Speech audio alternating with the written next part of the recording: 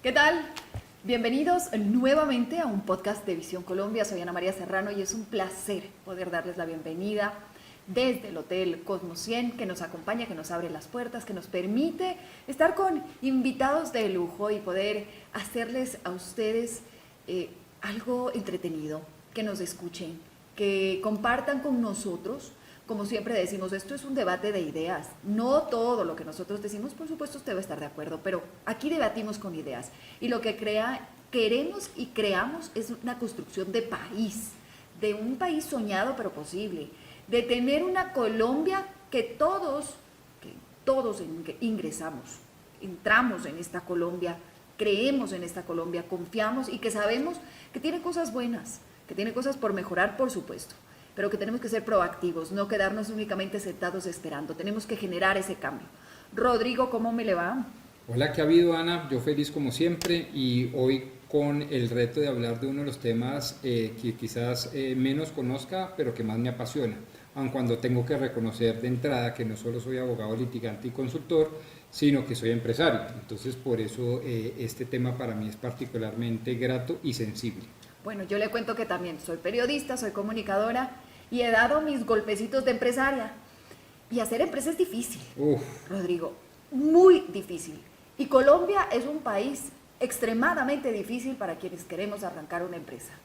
Y eso vamos a estar hablándolo y vamos a ver qué queremos, qué se pide, qué es lo que sueñan los empresarios. Quiero dar la bienvenida a Mauricio Campillo, empresario, presidente del Grupo Soya, que nos acompaña. Bienvenido, Mauricio.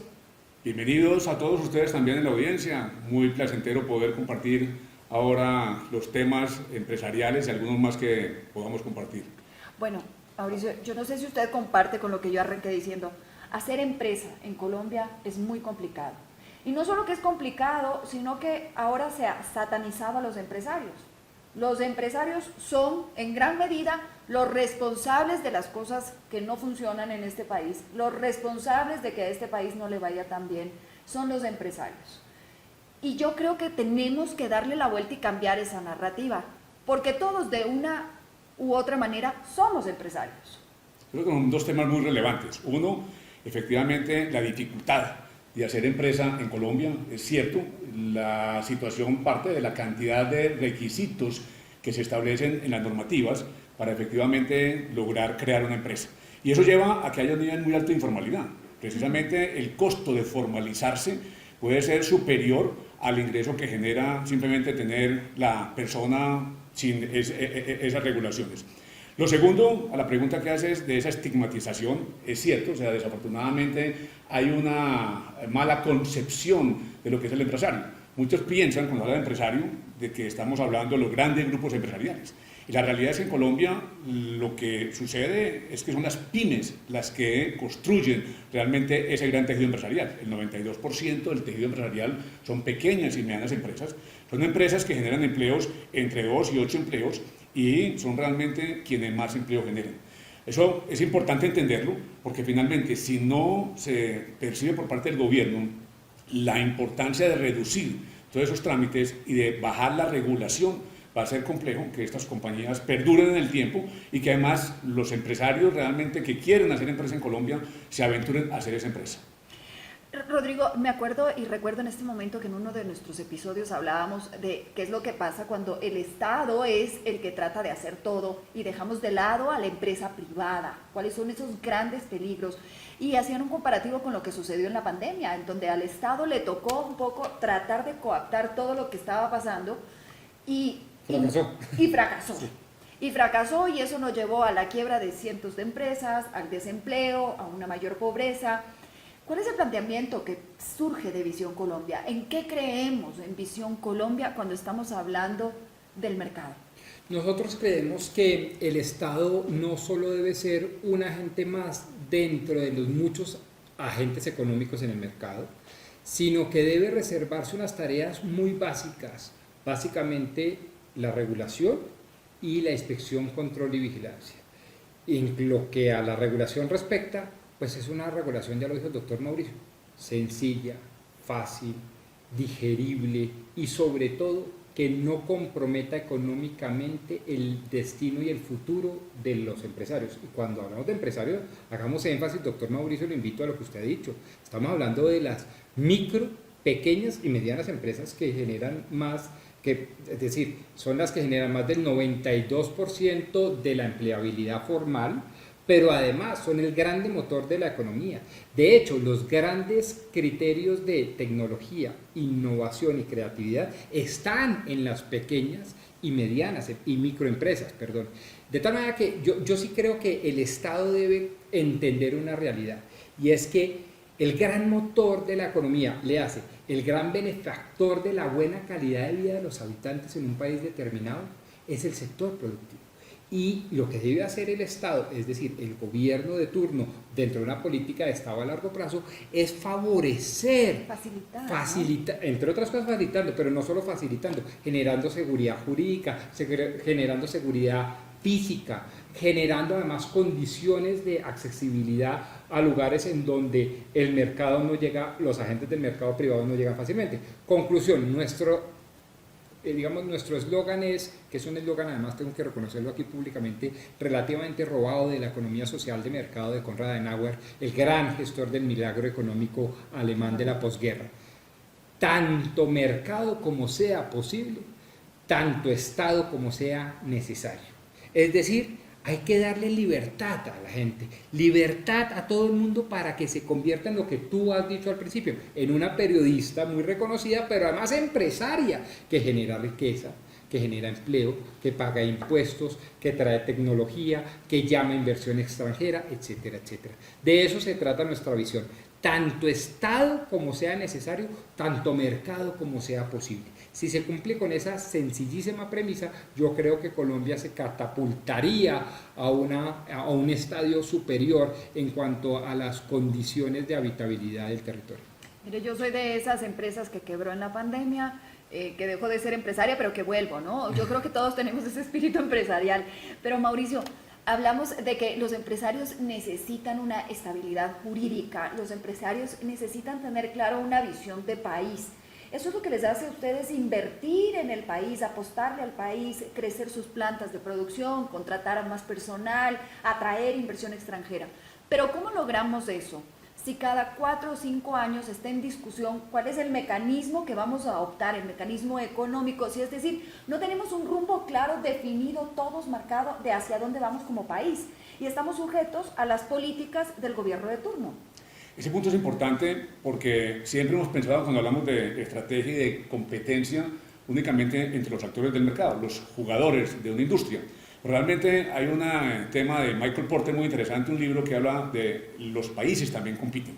Y los países compiten porque, según la regulación que establezcan, van a permitir efectivamente que llegue inversión extranjera o que las compañías locales, nacionales, tengan unas condiciones que sean equitativas frente a otras compañías de otros mercados en otros países diferentes. Aquí hay situaciones tan particulares que yo lo llamo un tema de lo absurdo que llevan a la desindustrialización y que afectan, por lo tanto, la generación de empleo. Y lo que yo llamo el tema de lo que es regulación efectiva negativa. ¿Y qué es regulación efectiva negativa en temas de competencia? Por ejemplo, en el caso nuestro, en el sector agroindustrial, si queremos importar maíz para producir alimento para las diferentes especies balanceado, y la proteína balanceado, nos toca pagar un arancel, mientras que el producto final, terminado, producido en Canadá, Estados Unidos o Chile, llega sin arancel. O sea, la carne de cerdo, la carne de pollo no paga impuestos a entrar a Colombia, pero los que estamos construyendo el alimento, fabricando, produciendo para poder crear la proteína, pagamos impuestos. ¿Eso qué genera? Pues más bien que la gente importe la carne y no produce en Colombia, y eso genera desempleo. Y así pasa con el plástico y así pasa con muchísimas industrias. Ese es el tema de muchas veces una regulación en exceso que desconoce las condiciones del mercado en donde hay acuerdos de libre comercio y generan desequilibrios a las industrias. En ese caso la industria prefiere cerrar y irse para otro mercado que le permita competir. Me parece que la experiencia es hay veces más elocuente, pero sobre todo casi siempre más sabia que la teoría. Estamos hablando con un empresario muy exitoso de una marca, yo creo que muy querida por los colombianos, que además trabaja en el sector más sensible, la agroindustria. Es decir, ese cuento de que el Estado ha abandonado la periferia tiene parte de razón, pero lo ha abandonado porque, entre otras cosas, han existido empresas como la del doctor Mauricio que llegan allá a generar oportunidades reales de desarrollo. Yo creo que las oportunidades reales de desarrollo que debería tener en cuenta un Estado que se precie ser un Estado contemporáneo con mirada al siglo XXII es un Estado que entienda que la regulación ha de ser la mínima necesaria, que la vigilancia y control ha de defender sobre todo la libre competencia y las prácticas sanas de la competencia propias de un libre mercado, y además creería yo que el Estado debe entender que sin seguridad jurídica y física, es decir, a través de las fuerzas del orden y a través de la justicia, pues evidentemente el empresario no se va a arriesgar a adelantar una actividad que por sí misma es ya riesgosa. Es que la actividad empresarial, digamos, entraña muchos riesgos. Entonces, eso me parece importante. Y quisiera también advertir una cosa que yo quisiera oír la opinión de los empresarios y de los agroindustriales. A mí me parece, a nosotros nos parece, perdón, hablo en primera persona del plural, a nosotros nos parece que no puede haber un país competitivo, no puede haber un país justo desde el punto de vista de la creación de la riqueza y del empleo formal y de calidad, con un código sustantivo del trabajo de 1950 absolutamente inflexible, que no atienda a las realidades más promisorias del desarrollo. No tenían ni idea los legisladores de aquel entonces, de hace 70 y tantos años, de la existencia de los apps, de los startups, de la presencia del Internet en la creación de riqueza y empleo. Obviamente la realidad del censo, no digo el censo electoral, del censo poblacional, pues ha cambiado notablemente, etcétera, etcétera. Entonces, esa inflexibilidad yo creo que ha sido un obstáculo enorme en la generación de plazas de trabajo de calidad y formales. ¿Me estoy equivocando? ¿Esa percepción, esa aproximación es equivocada? No, es totalmente cierta, y está demostrado que la tecnología va a unos ritmos muchísimo más acelerados que la capacidad del gobierno de regular. Entonces vienen situaciones en donde la regulación no puede atender todo lo que nos trae el desarrollo. Y eso pasa, y lo tocas muy bien, el tema laboral es un tema que efectivamente en nuestro país desafortunadamente está equivocadamente regulado. Y yo siempre he dicho que el mayor nivel de proteccionismo, inclusive en la parte de empleabilidad, lo que genera es afectación del empleo. Porque cuando tenemos tantas condiciones y tantas exigencias, pues las compañías finalmente incurren en costos tan elevados. Y volviendo al tema de las pymes, que son pequeñas empresas que no pueden atender esos costos laborales. Y lo que generan simplemente es más bien o evadir esos costos laborales o evadir la ley o finalmente ser informales. Y eso es un tema que se debe claramente entender por parte del gobierno. Esto también, Rodrigo, va un poco de la mano con uno de los planteamientos que tiene Visión, que es el salario. Nosotros hablamos dentro del proyecto de que el salario debe regir de acuerdo al mercado, dependiendo de las regiones. Esto iría muy de la mano también con lo que estamos hablando del proyecto de ley de mano de obra o de ley que implica a los empresarios, que implica un cambio dentro de la legislación, es decir, todo va entrelazado. Pero también creo que es importante, esa sería una forma de ayudar y de contribuir para que haya una menor regulación, la mínima regulación necesaria, pero hay un impulso también para los empresarios, que son la fuente de ingreso que tiene cualquier gobierno.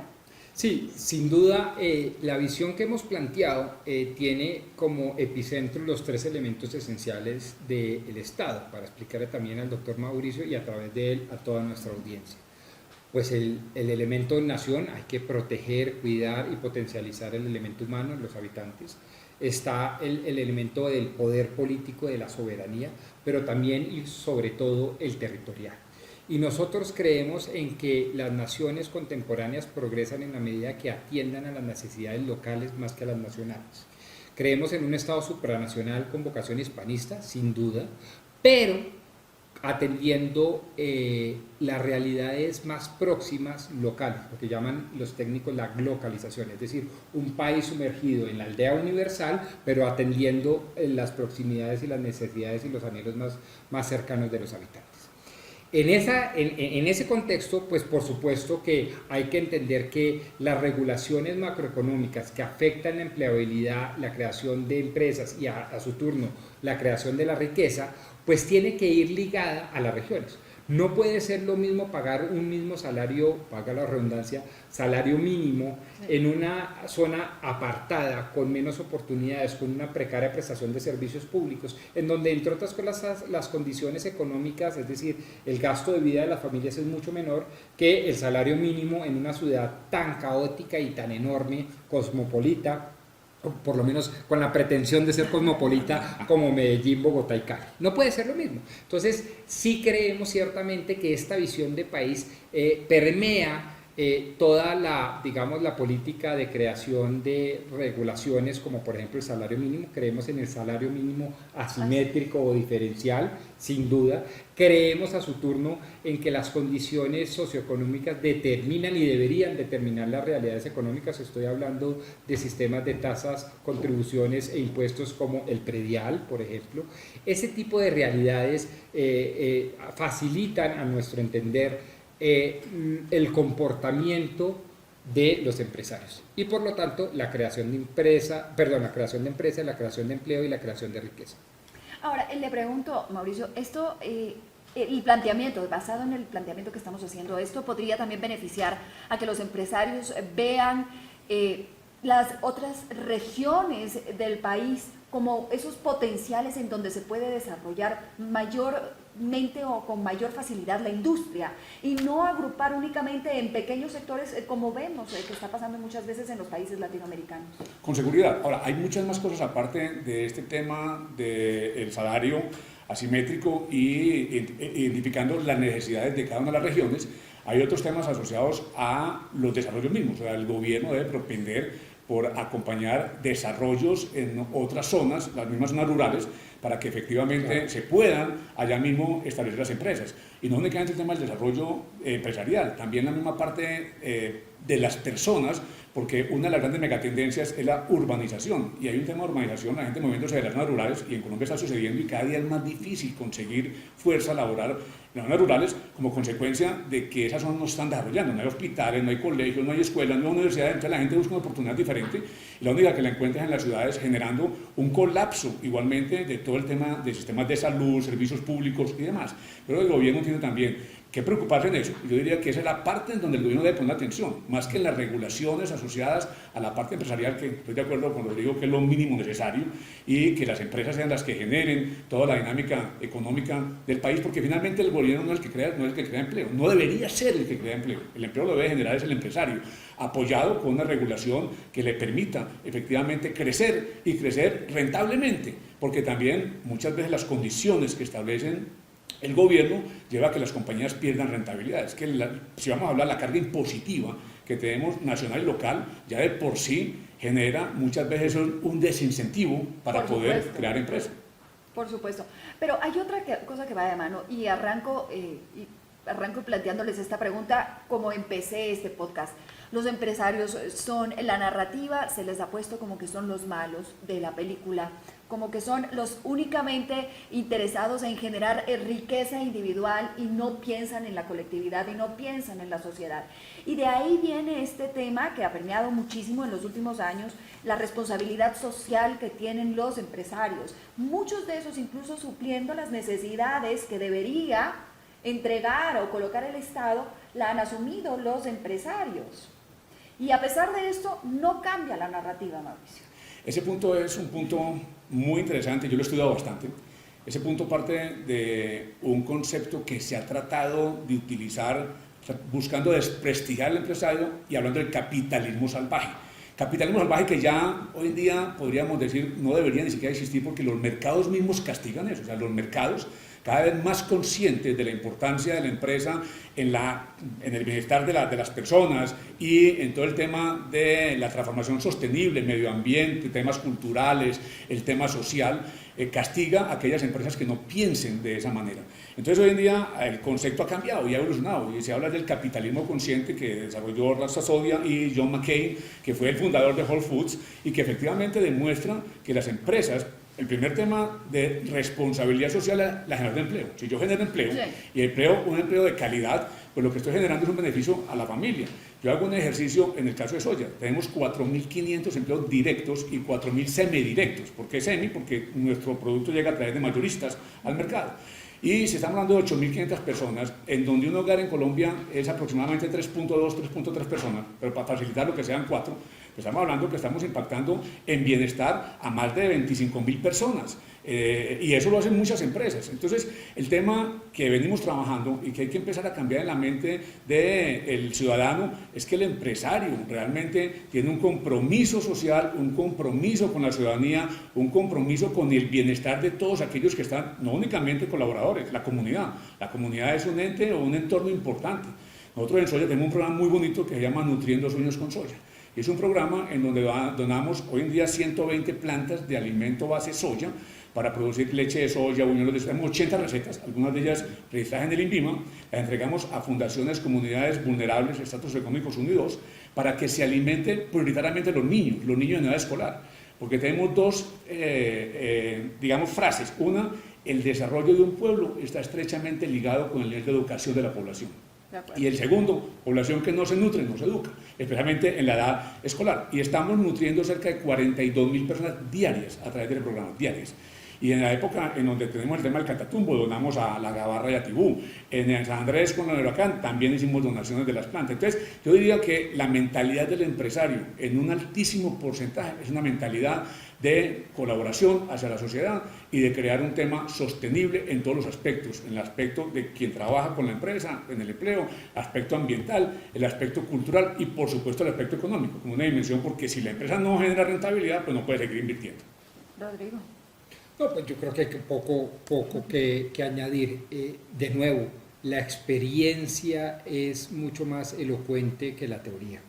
Y la experiencia de un empresario de la calidad empresarial, profesional y ética del doctor Mauricio, pues lo que está demostrando en un escenario como este podcast, es que definitivamente el mito, porque no es eso, no es nada distinto a eso, perdón, es decir, una mentira, mito en griego es mentira, es que el empresario es una sanguijuela del Estado, que se vale oligárquicamente de los favores del Estado para hacerse a una fortuna inusitada, cuando esa realidad es mentirosa.